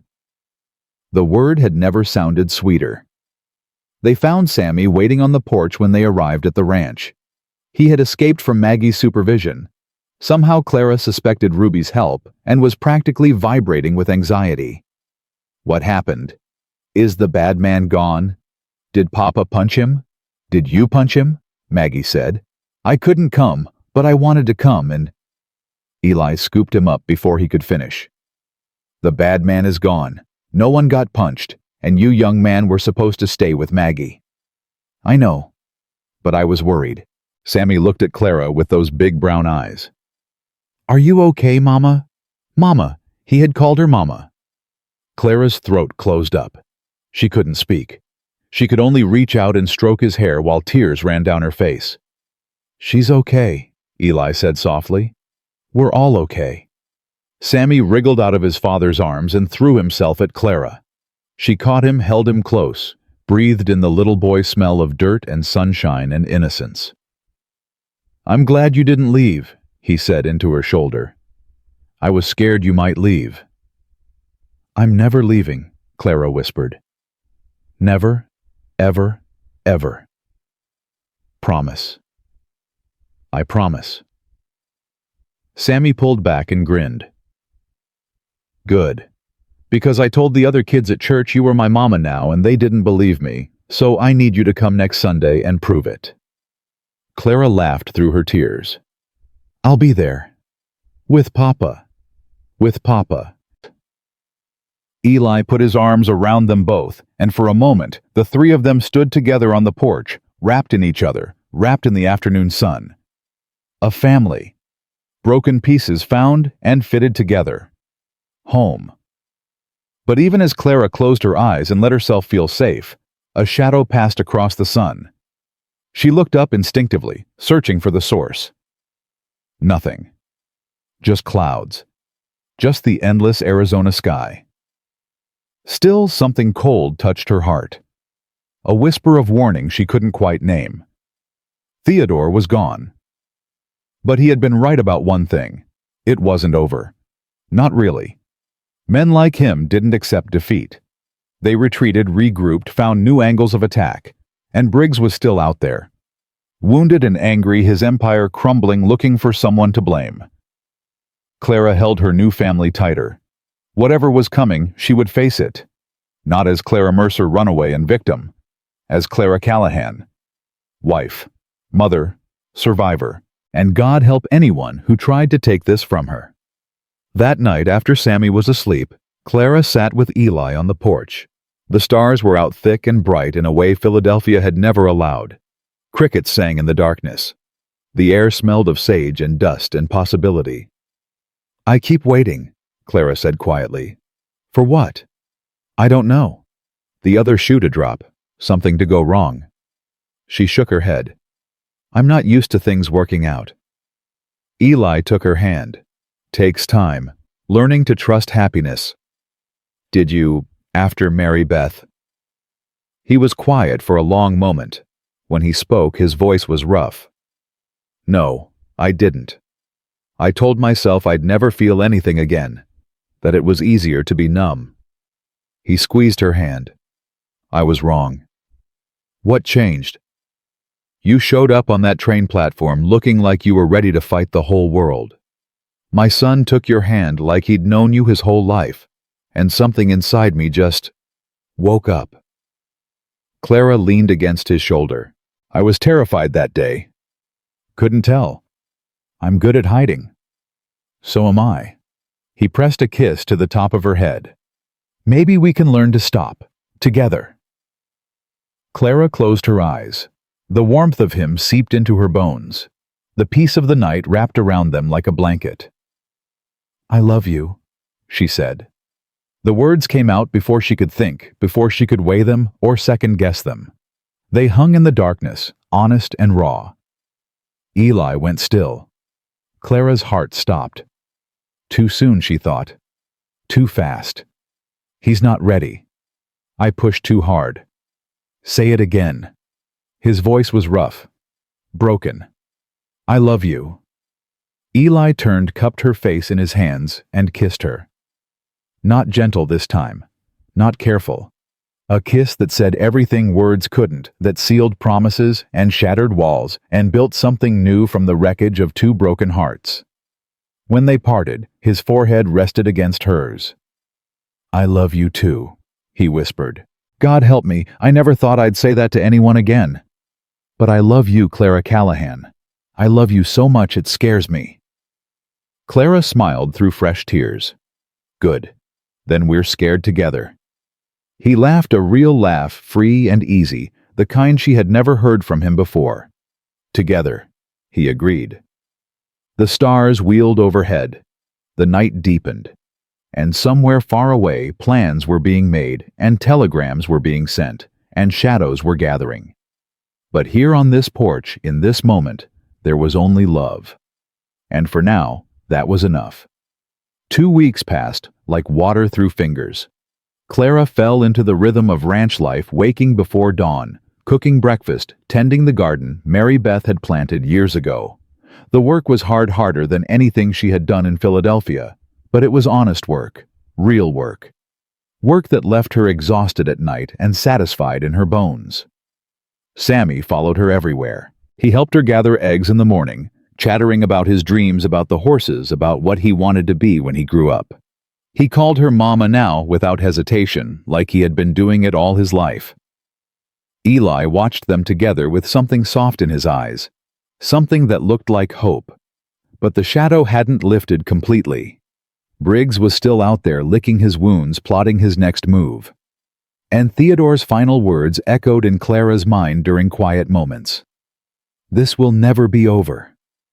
She tried not to think about it, tried to focus on the good things, Eli's hand finding hers across the dinner table, Sammy's laughter ringing through the house the way the sunset painted the desert in shades of gold and rose, but the shadow was always there, waiting. It came on a Tuesday morning 3 weeks after Theodore's departure. Clara was hanging laundry behind the house when she heard the hoofbeats, fast, urgent. She dropped the sheet in her hands and ran around front, her heart already racing. Ruby pulled her horse to a stop in a cloud of dust. Her face was pale, her eyes wild. Clara, you need to come to town. Now. What happened? It's Briggs. Ruby swallowed hard. He's lost his mind. He's got 6 men with him armed to the teeth. They're at the bank threatening to burn it down unless Eli signs over the ranch. Clara's blood went cold. Where's Eli? He rode into town an hour ago for supplies. I think Briggs was waiting for him. Ruby grabbed her arm. Clara, they have him. Briggs has him at gunpoint in the middle of Main Street. Clara didn't think. She ran for the barn, saddled the fastest horse she could find, and rode like the devil himself was chasing her. The trip to town had never felt longer. Every hoofbeat was a prayer. Every breath was Eli's name. Please, please, please. She heard the commotion before she saw it. Shouts, screams, the crack of a gunshot. Clara rounded the corner onto Main Street and pulled her horse to a stop. The scene was chaos. Briggs stood in the middle of the street, a pistol in each hand, his face twisted with madness. Behind him, his men formed a loose circle, guns drawn, keeping the townspeople at bay. And on his knees in the dust, blood trickling from a wound on his temple, was Eli. "There she is." Briggs's voice rang out. "The woman who ruined everything." Clara dismounted slowly, her eyes never leaving Eli's face. He was conscious, alert. His hands were bound behind his back, but his eyes found hers immediately. "Don't," he mouthed. "Run." She ignored him. "Let him go, Briggs." Briggs laughed, a high, unhinged sound that sent chills down her spine. "Let him go." "Oh no, sweetheart. This is justice. This is what happens when people think they can stand against me." He pressed the barrel of his pistol against Eli's head. "I gave you a chance. I gave you both chances. But you had to be heroes. You had to fight back. The sheriff is 20 miles away. Won't be back until tomorrow." Briggs's grin widened. "I planned this, Clara. Planned it down to the last detail. By the time anyone who matters shows up, I'll be long gone. And so will anyone who stood against me." Clara's mind raced.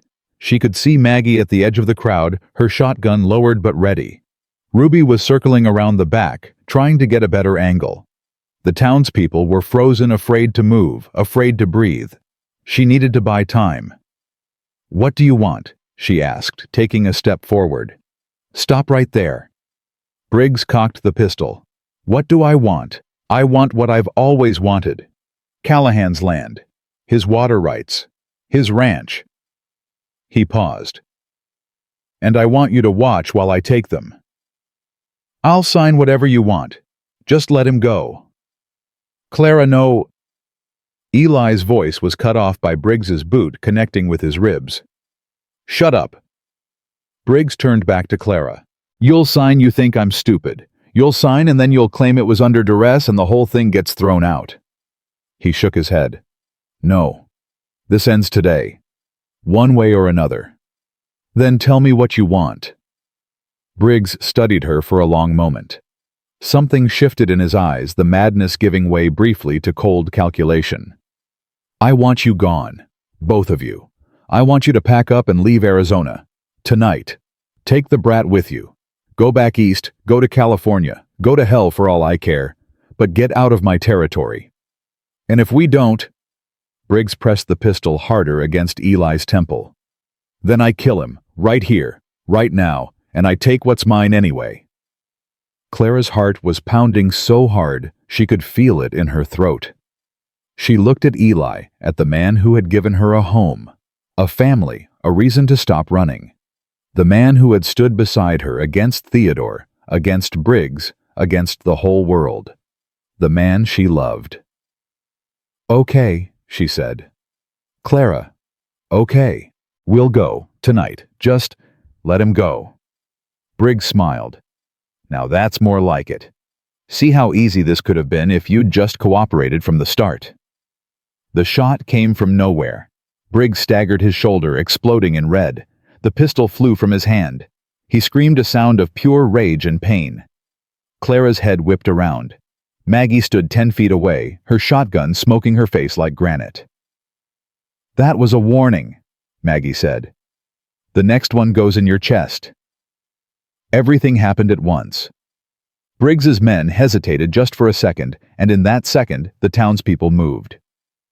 Ruby tackled one of them from behind. Pastor William swung a shovel at another. Miners and ranch hands and shopkeepers surged forward, years of fear and resentment erupting in a wave of violence.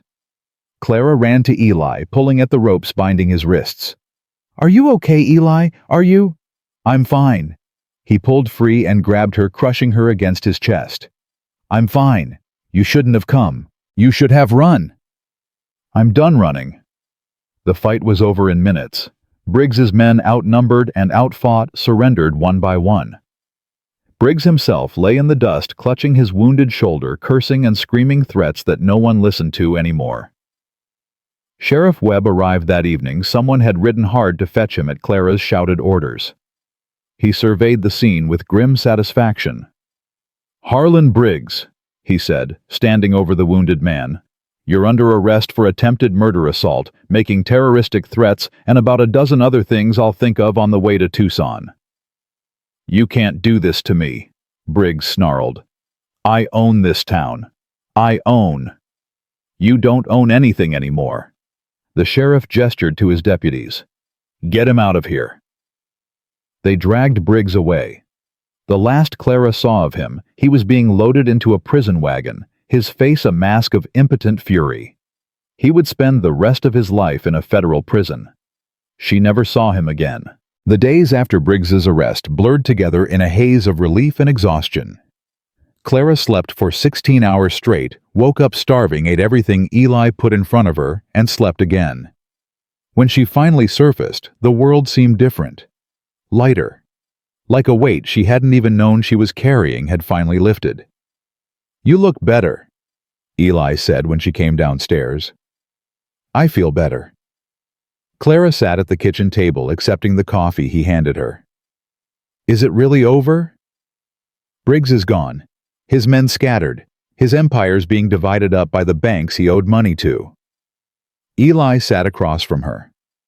"And I got a telegram this morning." Clara's heart skipped. "From who?"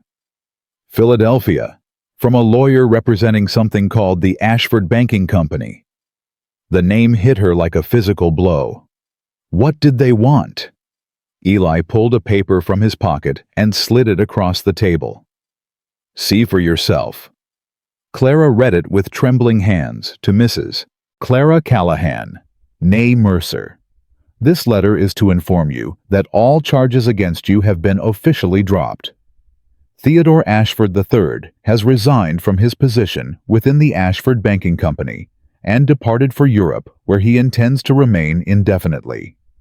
Additionally, the evidence you possessed regarding financial irregularities has been turned over to federal investigators. Several members of the Ashford family are expected to face criminal charges. Your father's conviction has been posthumously overturned and his name has been officially cleared. On behalf of the board, we extend our sincere apologies for any distress caused by previous legal actions. We wish you well in your new life. Regards, Harrison Burke Escrow." Clara read it twice, 3 times. Her vision blurred with tears. "My father," she whispered. "They cleared his name."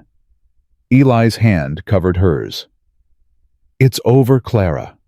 All of it. He's gone. Theodore's really gone.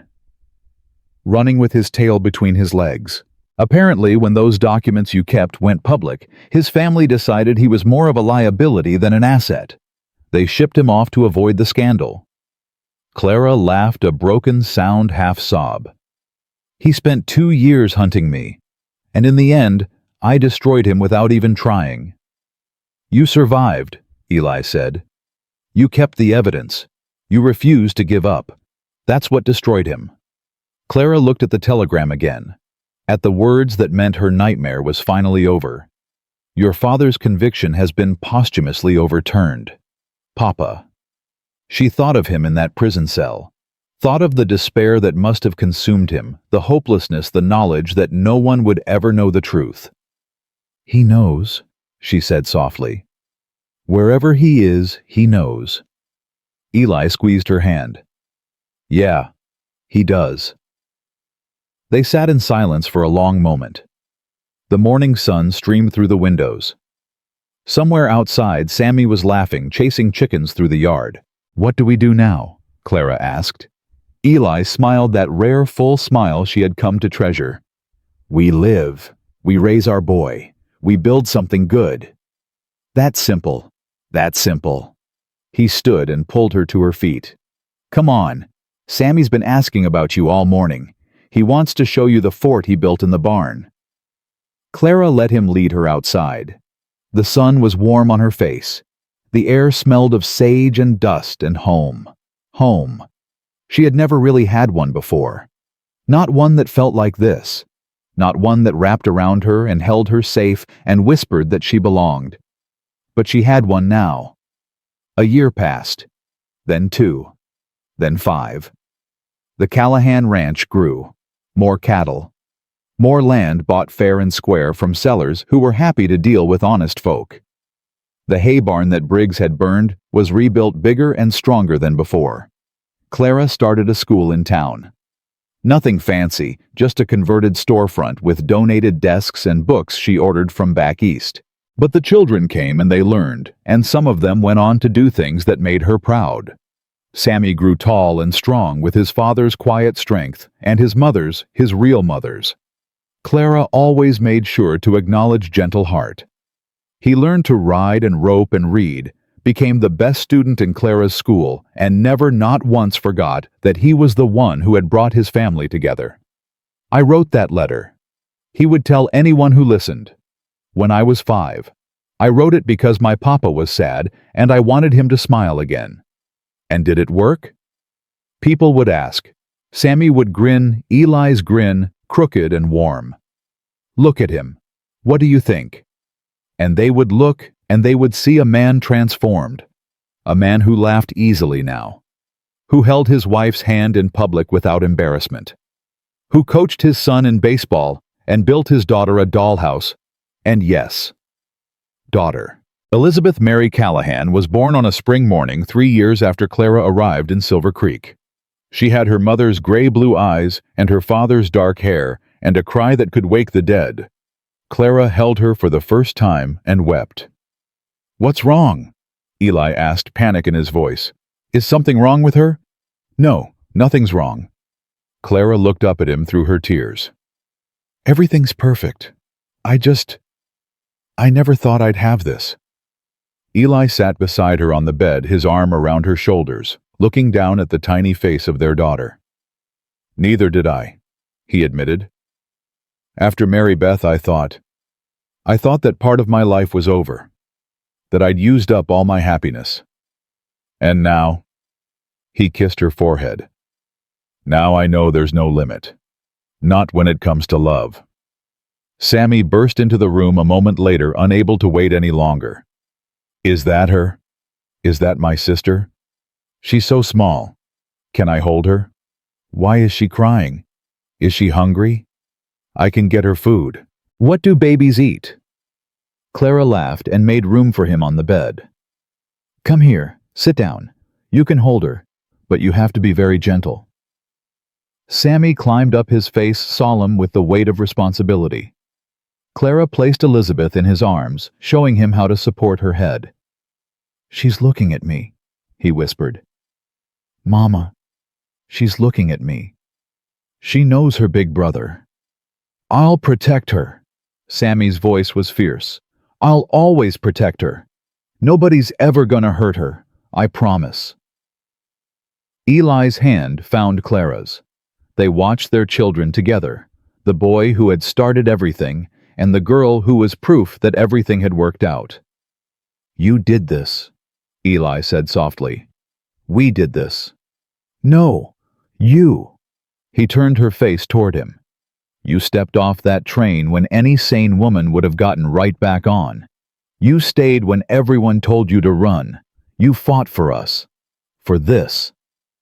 He gestured at the room, at Sammy, at Elizabeth, at the home they had built. "None of this exists without you." Clara kissed him, soft and slow, the way they had learned to kiss over years of practice. "I love you," she said. "I love you too." Eli smiled. Now and always. The years continued to pass. Elizabeth grew into a spirited girl with her mother's stubbornness and her father's sense of justice. Sammy became a man, tall, capable, with a spread of his own just over the ridge. He married a schoolteacher from back east, a woman who reminded Clara in many ways of herself, strong and determined, and unafraid to start over. "I learned it from watching you and Papa," Sammy told her at his wedding. "How to love someone, how to build a life." Clara had cried, of course.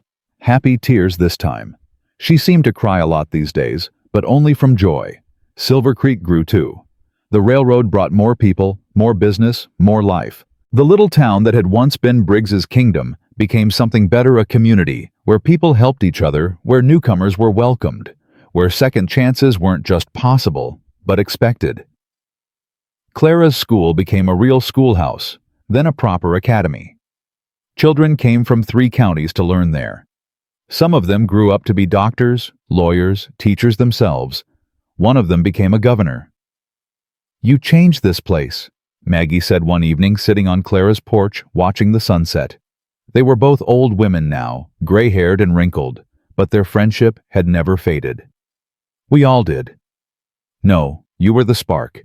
The rest of us were just kindling, waiting for someone to light us up." Maggie patted her hand. "You remember when you first got here, scared and alone and pretending you weren't?" "I remember. Look at you now. Wife, mother, grandmother, pillar of the community." Maggie chuckled. That scared woman on the train platform would never believe it. Clara looked out at the land spread before her. The land she and Eli had built on, fought for, loved on. The land where her children had grown up and her grandchildren were growing up now. "Sometimes I still don't believe it," she admitted. "Sometimes I wake up in the morning and think it must be a dream, that I'll open my eyes and be back in that boarding house in Philadelphia, alone and hopeless." "And then what?" "And then Eli rolls over and mumbles something about coffee, and I hear the kids downstairs arguing about whose turn it is to gather eggs, and I remember." Clara smiled. "I remember that it's all real, that I made it, that I'm home." Maggie squeezed her hand. "That's all any of us can ask for, honey. A place to belong, people who love us, the chance to build something that matters." "Was it worth it?" "Everything we went through." Maggie considered the question. "You tell me, was it worth leaving Philadelphia? Worth crossing a continent on a stranger's letter? Worth fighting Briggs and Theodore and everyone who tried to stop you?" Clara thought about it. Really thought about it. She thought about the fear, the pain, the nights when giving up had seemed like the only option. She thought about Eli's first real smile, Sammy's arms around her neck, Elizabeth's first word, "Mama," spoken with perfect clarity at 9 months old, like she'd been practicing in secret. She thought about this porch, this sunset, this life. "Yes," she said, "every moment, every struggle, every tear." She looked at Maggie. "I'd do it all again, in a heartbeat." "Then that's your answer." They sat together until the stars came out, 2 old friends at the end of a long journey, grateful for everything they had found along the way. Clara died on a warm autumn evening, 52 years after she arrived in Silver Creek. She was 91 years old, surrounded by children and grandchildren and great-grandchildren. Eli's hand in hers, even though he had passed 3 years before. Her last words were, "I'm coming, my love. Wait for me." They buried her beside him on the hill behind the ranch where Mary Beth and the baby who never lived were also laid to rest. 4 graves in a row overlooking the land they had all loved. Sammy, gray-haired and bent, but still strong, spoke at the funeral. "My mother came to Silver Creek when I was 5 years old," he said, his voice carrying across the crowd. "I was the one who sent for her, wrote a letter, put it in the mail, and prayed harder than I'd ever prayed for anything." He paused, looking at the grave. She could have turned around, could have gotten back on that train and found somewhere easier, somewhere safer, somewhere that didn't ask so much of her. But she didn't. She stayed. She fought. She loved. His voice cracked, but he continued. "She taught me that family isn't about blood. It's about choice. It's about showing up day after day, even when it's hard. Especially when it's hard." He smiled through his tears. "She chose us. A broken rancher and his sad little boy. She chose us, and she made us whole." He looked up at the sky, clear and blue and endless. "Thank you, Mama, for everything, for choosing us, for staying, for teaching us what love really means." The wind picked up rustling through the grass, carrying the scent of sage and wildflowers. And somewhere beyond the horizon, beyond the years, beyond all the struggles and triumphs and quiet moments in between, Clara Josephine Callahan smiled. She had found what she was looking for. She had found home. The grave marker stood for generations, simple and weathered, but never forgotten. The words carved into the stone told the whole story in just a few lines.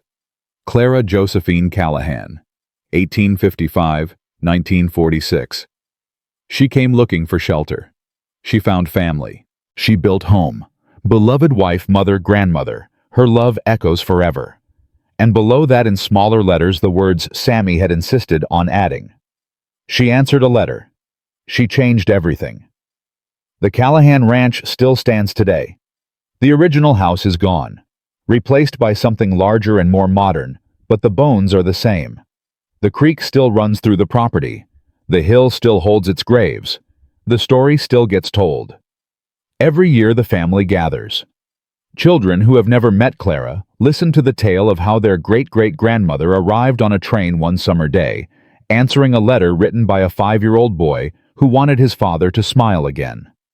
They learn about courage, about sacrifice, about the power of choosing love when fear would be easier. They learn that home isn't a place, it's a decision, it's a promise. It's a hand reaching out in the darkness and another hand reaching back. Clara knew that. She lived it. She proved it every single day of her long and beautiful life. And her legacy lives on. In the children who carry her blood. In the land that carries her memory. In the simple, powerful truth that she discovered in a dusty Arizona town more than a century ago. Home is not where you come from. Home is where you are chosen. Home is where you choose to stay.